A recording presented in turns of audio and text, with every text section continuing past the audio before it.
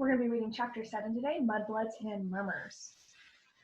Harry spent a lot of time over the next few days dodging out of sight whenever he saw Gilderoy Lockhart coming down a corridor. Harder to avoid was Colin Creevey, who seemed to have memorized Harry's timetable.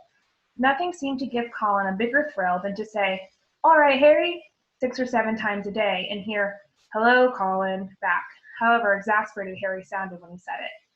Hedwig was still angry with Harry about the disastrous car journey, and Ron's wand was still malfunctioning, surpassing itself on Friday morning by shooting out of Ron's hand in charms and hitting tiny old Professor Flitwick squarely between the eyes, creating a large throbbing green boil where it had struck. So, with one thing and another, Harry was quite glad to reach the weekend.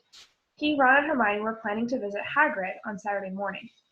Harry, however, was shaken awake several hours earlier than he would have liked by Oliver Wood, captain of the Gryffindor Quidditch team. "What's the matter?" said Harry groggily. "Quidditch practice," said Wood. "Come on." Harry squinted at the window. There was a thin mist hanging across the pink and gold sky. Now he was awake. He couldn't understand how he could have slept through the racket the birds were making. "Oliver," Harry croaked, "it's the crack of dawn." "Exactly," said Wood. He was a tall and burly 6-year, and at the moment his eyes were gleaming with a mad enthusiasm. "It's part of our new training program." "Come on, grab your broom and let's go," said Wood heartily. "None of the other teams have started training yet. We're going to be first off the mark this year." Yawning and shivering slightly, Harry climbed out of bed and tried to find his Quidditch robes. "Good man," said Wood. "Meet you on the pitch in 15 minutes. When he found his scarlet team robes and pulled on his cloak for warmth, Harry scribbled a note to Ron explaining where he'd gone, and went down the spiral staircase to the common room, his Nimbus 2000 on his shoulder. He had just reached the portrait hole when there was a clatter behind him, and Colin Creevey came dashing down the spiral staircase, his camera swinging madly around his neck and something clutched in his hand. "I heard someone saying your name on the stairs, Harry. Look what I've got here. I've had it developed. I wanted to show you." Harry looked bemusedly at the photograph Colin was brandishing under his nose. A moving black and white Lockhart was tugging hard on an arm Harry recognized as his own. He was pleased to see that his photographic self was putting up a good fight and refusing to be dragged into view. As Harry watched, Lockhart gave up and slumped panting against the white edge of the picture. "Will you sign it?" said Colin eagerly. "No," said Harry flatly, glancing around to check that the room was really deserted. "Sorry, Colin, I'm in a hurry. Quidditch practice." He climbed through the portrait hole. "Oh, wow, wait for me. I've never watched a Quidditch game before." Colin scrambled through the hole after him. "It'll be really boring," Harry said quickly, but Colin ignored him, his face shining with excitement. "You were the youngest house player in 100 years, weren't you, Harry? Weren't you?" said Colin, trotting alongside him. "You must be brilliant. I've never flown. Is it easy? Is that your own broom? Is that the best one there is?" Harry didn't know how to get rid of him. It was like having an extremely talkative shadow. "I don't really understand Quidditch," said Colin breathlessly. "Is it true there are 4 balls, and 2 of them fly around trying to knock people off their brooms?" "Yes," said Harry heavily, resigned to explaining the complicated rules of Quidditch. "They're called bludgers. There are 2 beaters on each team who carry clubs to beat the bludgers away from their side. Fred and George Weasley are the Gryffindor beaters." "And what are the other balls for?" Colin asked, tripping down a couple of steps because he was gazing open-mouthed at Harry. "Well, the quaffle, that's the biggish red one, is the one that scores goals. 3 chasers on each team throw the quaffle to each other and try to get it through the goalpost at the end of the pitch. There are 3 long poles with hoops on the end. And the 4th ball is the golden snitch," said Harry, "and it's very small, very fast, and difficult to catch. But that's what the seekers got to do, because a game of Quidditch doesn't end until the snitch has been caught, and whichever team seeker gets the snitch earns his team an extra 150 points. "And you're a Gryffindor seeker, aren't you?" said Colin in awe. "Yes," said Harry as they left the castle and started across the dew-drenched grass. "And there's the keeper, too. He guards the goalposts. That's it, really." But Colin didn't stop questioning Harry all the way down the sloping lawns to the Quidditch pitch, and Harry only shook him off when he reached the changing rooms. Colin called after him in a piping voice, "I'll go and get a good seat, Harry," and hurried off to the stands. The rest of the Gryffindor team were already in the changing room. Wood was the only person who looked truly awake. Fred and George Weasley were sitting puffy-eyed and tousled-haired next to 4th-year Alicia Spinnet, who seemed to be nodding off against the wall behind her. Her fellow chasers, Katie Bell and Angelina Johnson, were yawning side by side opposite them. "There you are, Harry. What kept you?" said Wood briskly. "Now, I wanted a quick talk with you all before we actually get onto the pitch, because I spent the summer devising a whole new training program, which I really think will make all of the difference." Wood was holding up a large diagram of a Quidditch pitch on which was drawn many lines, arrows, and crosses in different colored inks. He took out his wand, tapped the board, and the arrows began to wiggle over the diagram like caterpillars. As Wood launched into a speech about his new tactics, Fred Weasley's head drooped right onto Alicia Spinnett's shoulder, and he began to snore.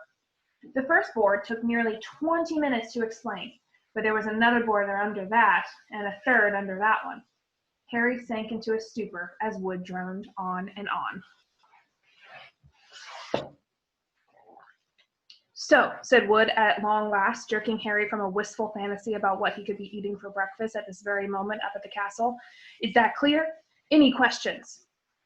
"I've got a question, Oliver," said George, who had woken up with a start. "Why couldn't you have told us all this yesterday when we were awake?" Wood wasn't pleased. "Now, listen here, you lot," he said, glowering at them all. "We should have won the Quidditch Cup last year. We're easily the best team. But unfortunately, owing to circumstances beyond our control," Harry shifted guiltily in his seat. He had been unconscious in the hospital wing for the final match of the previous year, meaning that Gryffindor had been a player short and had suffered their worst defeat in 300 years. Wood took a moment to regain control of himself. Their last defeat was clearly still torturing him. "So, this year we trained harder than ever before, okay? Let's go and put our new theories into practice," Wood shouted, seizing his broomstick and leading the way out of the changing rooms. Stiff-legged and still yawning, his team followed. They had been in the changing room so long that the sun was up properly now, although remnants of mist hung over the grass in the stadium. As Harry walked onto the pitch, he saw Ron and Hermione sitting in the stands. "Aren't you finished yet?" called Ron incredulously. "Haven't even started," said Harry, looking jealously at the toast and marmalade Ron and Hermione had brought out of the Great Hall.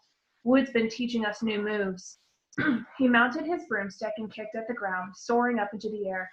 The cool morning air whipped his face, waking him far more effectively than Wood's long talk.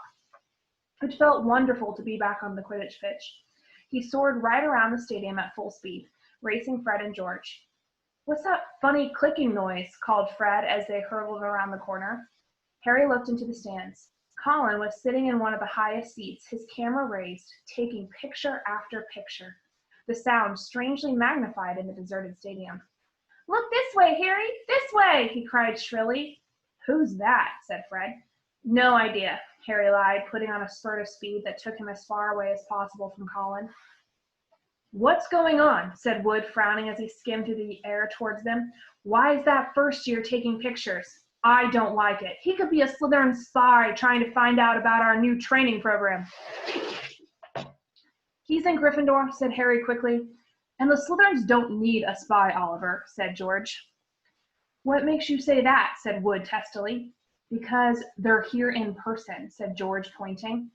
Several people in green robes were walking onto the pitch, broomsticks in their hands. "I don't believe it," Wood hissed in outrage. "I booked the pitch for today. We'll see about this."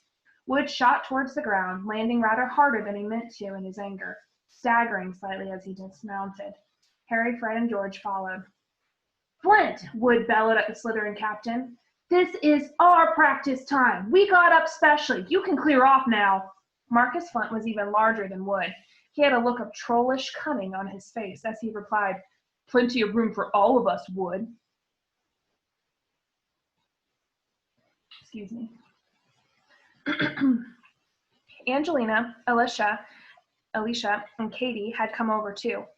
There were no girls on the Slytherin team, who stood shoulder to shoulder facing the Gryffindors, leering to a man. "But I booked the pitch," said Wood, positively spitting with rage. "I booked it." "Ah," said Flint, "but I've got a specially signed note here from Professor Snape. I, Professor S. Snape, give the Slytherin team permission to practice today on the Quidditch pitch, owing to the need to train their new seeker."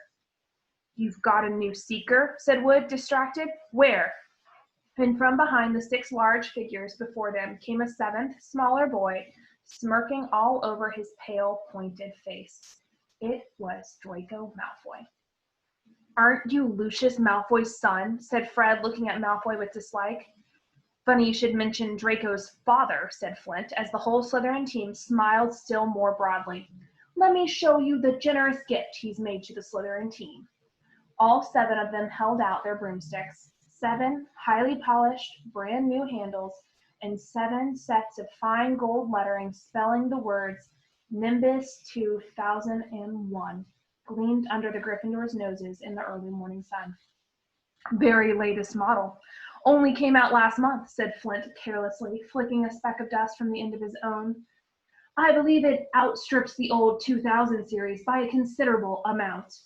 As for the old clean sweeps, he smiled nastily at Fred and George, who were both clutching clean sweep 5s. Sweeps the board with them. None of the Gryffindor team could think of anything to say for a moment. Malfoy was smirking so broadly his cold eyes were reduced to slits. Oh, look, said Flint. A pitch invasion. Ron and Hermione were crossing the grass to see what was going on. What's happening? Ron asked Harry. Why aren't you playing? And what's he doing here? He was looking at Malfoy, taking in his Slytherin Quidditch robes. I'm the new Slytherin seeker, Weasley, said Malfoy smugly. Everyone's just been admiring the brooms my father bought our team. Ron gasped, open-mouthed at the 7 superb broomsticks in front of him. Good, aren't they? Said Malfoy smoothly. But perhaps the Gryffindor team will be able to raise some gold and get new brooms, too. You could raffle off those clean sweep 5s. I expect a museum would bid for them. The Slytherin team howled with laughter. At least no one on the Gryffindor team had to buy their way in, said Hermione sharply. They got in on pure talent. The smug look on Malfoy's face flickered. No one asked your opinion, you filthy little mudblood, he spat. Harry knew at once that Malfoy had said something really bad because there was an instant uproar at his words. Flint had to dive in front of Malfoy to stop Fred and George jumping on him. Alicia shrieked, How dare you? And Ron plunged his hand into his robes, pulled out his wand, yelling, You'll pay for that one, Malfoy, and pointed it furiously under Flint's arm at Malfoy's face. A loud bang echoed around the stadium, and a jet of green light shot out of the wrong end of Ron's wand, hitting him in the stomach and sending him reeling backwards onto the grass. Ron, are you all right? Squealed Hermione. Ron opened his mouth to speak, but no words came out. Instead, he gave an almighty belch, and several slugs dribbled out of his mouth onto his lap. The Slytherin team were paralyzed with laughter. Flint was doubled up, hanging on his new broomstick for support. Malfoy was on all fours, banging the ground with his fist. The Gryffindors were gathered around Ron, who kept belching large, glistening slugs. Nobody seemed to want to touch him. We'd better get him to Hagrid's. It's nearest, said Harry to Hermione, who nodded bravely, and the pair of them pulled Ron up by the arms.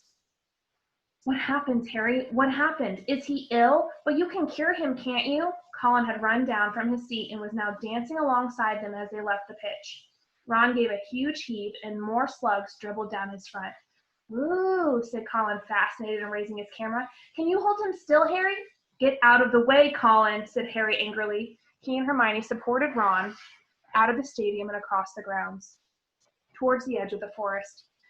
Nearly there, Ron, said Hermione as the gamekeeper's cabin came into view. You'll be all right in a minute. Almost there. They were within 20 feet of Hagrid's house when the front door opened, but it wasn't Hagrid who emerged. Gilderoy Lockhart, wearing robes of palest mauve today, came striding out. Quick, behind here, Harry hissed, dragging Ron behind a nearby bush. Hermione followed, somewhat reluctantly. It's a simple matter if you know what you're doing, Lockhart was saying loudly to Hagrid. If you need help, you know where I am. I'll let you have a copy of my book. I'm surprised you haven't already got one. I'll sign one tonight and send it over. Well, goodbye, and he strode away towards the castle. Harry waited until Lockhart was out of sight, then pulled Ron out of the bush and up to Hagrid's front door. They knocked urgently. Hagrid appeared at once, looking very grumpy, but his expression brightened when he saw who it was. Been wondering when you'd come to see me. Come in, come in. Thought you might have been Professor Lockhart back again. Harry and Hermione supported Ron over the threshold into the one-roomed cabin, which had an enormous bed in one corner, a fire crackling merrily in another. Hagrid didn't seem perturbed by Ron's slug problem, which Harry hastily explained as he lowered Ron into a chair. "Better out than in," he said cheerfully, plonking a large copper basin in front of him. "Get 'em all up, Ron." "I don't think there's anything to do except wait for it to stop," said Hermione anxiously, watching Ron bend over the basin. "That's a difficult curse to work at the best of times, but with a broken wand." Hagrid was bustling around, making them tea. His boarhound, Fang, was slobbering over Harry. "What did Lockhart want with you, Hagrid?" Harry asked, scratching Fang's ears. "Giving me advice on getting kelpies out of a well," growled Hagrid, moving a half-plucked rooster off his scrub table and setting down the teapot. "Like I don't know. And banging on about some banshee he banished. If one word of it was true, I'll eat my kettle." It was most unlike Hagrid to criticize a Hogwarts teacher, and Harry looked at him in surprise. Hermione, however, said in a voice somewhat higher than usual, I think you're being a bit unfair. Professor Dumbledore obviously thought he was the best man for the job." "He was the only man for the job," said Hagrid, offering them a plate of treacle toffee, while Ron coughed squelchily into his basin. "And I mean the only one. Getting very difficult to find anyone for the dark arts job. People aren't too keen to take it on, see? They're starting to think it's juiced. No one's lasted long for a while now. So, tell me," said Hagrid, jerking his head at Ron, "who was he trying to curse?" "Malfoy called Hermione something. It must have been really bad, because everyone went mad." "It was bad," said Ron hoarsely, emerging over the tabletop, looking pale and sweaty. "Malfoy called her mudblood." Ron dived out of sight again as a fresh wave of slugs made their appearance. Hagrid looked outraged. "He did," he growled at Hermione. "He did," she said, "but I don't know what it means. I could tell it was really rude, of course." "It's about the most insulting thing he could think of," gasped Ron, coming up. "Mudblood's a really foul name for someone who was muggle-born. You know, non-magic parents. There are some wizards like Malfoy's family who think they're better than everyone else because they're of what people call pure blood." He gave a small burp, and a single slug fell into his outstretched hand. He threw it into the basin and continued. "I mean, the rest of us know it doesn't make any difference at all. Look at Neville Longbottom. He's pure blood, and he can hardly stand a cauldron the right way up." "And they haven't invented a spell our Hermione can't do," said Hagrid proudly, making Hermione go a brilliant shade of magenta. "It's a disgusting thing to call someone," said Ron, wiping his sweaty brow with a shaking hand. "Dirty blood, see? Common blood. It's mad. Most wizards these days are half-blood anyway. If we hadn't married muggles, we'd have died out." He retched and ducked out of sight again. "Well, I don't blame you for trying to curse him, Ron," said Hagrid loudly over the thuds of more slugs hitting the basin. "But maybe it was a good thing your wand backfired. Expect Lucius Malfoy would have come marching up to school if you had cursed his son. At least you're not in trouble." Harry would have pointed out that trouble didn't come much worse than having slugs pouring out of your mouth, but he couldn't. Hagrid's treacle toffee had cemented his jaws together. "Harry," said Hagrid suddenly, as though struck by a sudden thought, "got a bone to pick with you. I've heard you've been giving out signed photos. How come I haven't got one?" Furious, Harry wrenched his teeth apart. "I have not been giving out signed photos," he said hotly. "If Lockhart's still putting that about—" But then he saw that Hagrid was laughing. "I'm only joking," he said, patting Harry genially on the back and sending him face first into the table. "I knew you hadn't really. I told Lockhart you didn't need to. You're more famous than him without trying." "But he didn't like that," said Harry, sitting up and rubbing his chin. "Don't think he did," said Hagrid, his eyes twinkling. "And then I told him I'd never read one of his books, and he decided to go." "Treacle toffee, Ron?" he added as Ron reappeared.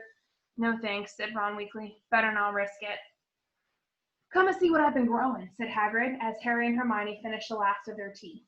In the small vegetable patch behind Hagrid's house were a dozen of the largest pumpkins Harry had ever seen. Each was the size of a large boulder. "Getting on well, aren't they?" said Hagrid happily. "For the Halloween feast, should be big enough by then." "What have you been feeding them?" said Harry. Hagrid looked over his shoulder to check that they were alone. "Well, I've been giving them, a bit of help." Harry noticed Hagrid's flowery pink umbrella leaning against the back wall of the cabinet.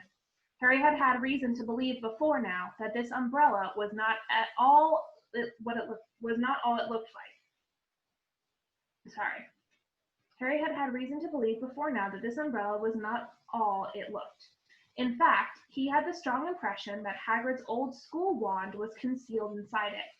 Hagrid wasn't supposed to use magic. He had been expelled from Hogwarts in his 3rd year, but Harry had never found out why. Any mention of the matter, and Hagrid would clear his throat loudly and become mysteriously deaf until the subject was changed. An engorgement charm, I suppose? Said Hermione, halfway between disapproval and amusement. Well, you've done a good job on them. That's what your sister said Hagrid, nodding at Ron. Met her just yesterday. Hagrid looked sideways at Harry, his beard twitching. Said she was just looking around the grounds, but I reckon she was hoping she might run into someone else at my house. He winked at Harry. If you asked me, she wouldn't say no to her sign. Oh, shut up, said Harry. Ron snorted with laughter, and the ground was sprayed with slugs. Watch it, Hagrid roared, pulling Ron away from his precious pumpkins. It was nearly lunchtime, and as Harry had only had one bit of treacle tart since dawn, he was keen to go back to school to eat. They said goodbye to Hagrid and walked back up to the castle, Ron hiccoughing occasionally, but only bringing up 2 very small slugs. They had barely set foot in the cool entrance hall when a voice rang out. There you are, Potter, Weasley. Professor McGonagall was walking towards them, looking stern. You will both do your detentions this evening. What are we doing, Professor? Said Ron, nervously suppressing a burp. You will be polishing the silver in the trophy room with Mr. Filch. And said Professor McGonagall, and no magic, Weasley, elbow grease. Ron gulped. Argus Filch, the caretaker, was loathed by every student in the school. And you, Potter, will be helping Professor Lockhart answer his fan mail, said Professor McGonagall. Oh, no, can't I go and do the trophy room too, said Harry desperately. Certainly not, said Professor McGonagall, raising her eyebrows. Professor Lockhart requested you particularly. 8 o'clock sharp, both of you. Harry and Ron slashed into the great hall in states of deepest gloom. Hermione behind them, wearing a, well, you did break school rules sort of expression. Harry didn't fancy his shepherd's pie as much as he'd thought. Both he and Ron felt they'd got the worst deal. Filch will have me there all night, said Ron heavily. No magic. There must be about 100 cups in that room. I'm no good at muggle cleaning. I'd swap any time, said Harry hollowly. I've had loads of practice with the Dursleys. Answering Lockhart's fan mail. He'll be a nightmare. Saturday afternoon seemed to melt away, and in what seemed like no time, it was 5 minutes to 8, and Harry was dragging his feet along the second-floor corridor to Lockhart's office. He gritted his teeth and knocked. The door flew open at once. Lockhart beamed down at him.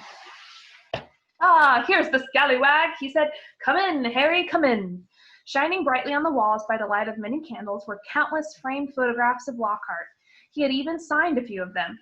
Another large pile lay on his desk. You can address the envelopes, Lockhart told Harry as though this was a huge treat. This first one's to Gladys Gudgeon, bless her, huge fan of mine. The minutes snailed by. Harry let Lockhart's voice wash over him, occasionally saying, and right, and yeah. Now and then he caught a phrase like, fame's a fickle friend, Harry, or celebrity is as celebrity does, remember that. The candles burned lower and lower, making the light dance over the many moving faces of Lockhart watching him. Harry moved his aching hand over what felt like the 1,000th envelope, writing out Veronica Smethly's address. It must be nearly time to leave, Harry thought miserably. Please let it be nearly time. And then he heard something quite apart from the spitting of the dying candles and Lockhart's prattle about his fans. It was a voice to chill the bone marrow, a voice of breathtaking, ice-cold venom. Come to me. Let me rip you. Let me tear you. Let me kill you. Harry gave a huge jump, and a large lilac blot appeared on Veronica Smethly's street. What? He said loudly. I know, said Lockhart. 6 solid months at the top of the bestseller list. Broke all records. No, said Harry frantically. That voice. Sorry, said Lockhart, looking puzzled. What voice? That voice that said, Didn't you hear it? Lockhart was looking at Harry in high astonishment. What are you talking about, Harry? Perhaps you're getting a little drowsy? Great Scott, look at the time! We've been here nearly 4 hours. I'd never have believed it. The time's flown, hasn't it? Harry didn't answer. He was straining his ears to hear the voice again. But there was no sound now except for Lockhart telling him he mustn't expect a treat like this every time he got detention. Feeling dazed, Harry left. It was so late that the Gryffindor common room was almost empty. Harry went straight up to the dormitory. Ron wasn't back yet. Harry pulled on his pajamas, got into bed, and waited. Half an hour later, Ron arrived, nursing his right arm and bringing a strong smell of polish into the darkened room. My muscles have all seized up, he groaned, sinking on his bed. 14 times he made me buff up that Quidditch cup before he was satisfied. And then I had another slug attack all over a special award for services to the school. Took ages to shift the slime. How was it with Lockhart? Keeping his voice low so as not to wake Neville, Dean, and Seamus, Harry told Ron exactly what he had heard. And Lockhart said he couldn't hear it, said Ron. Harry could see him frowning in the moonlight. Do you think he was lying?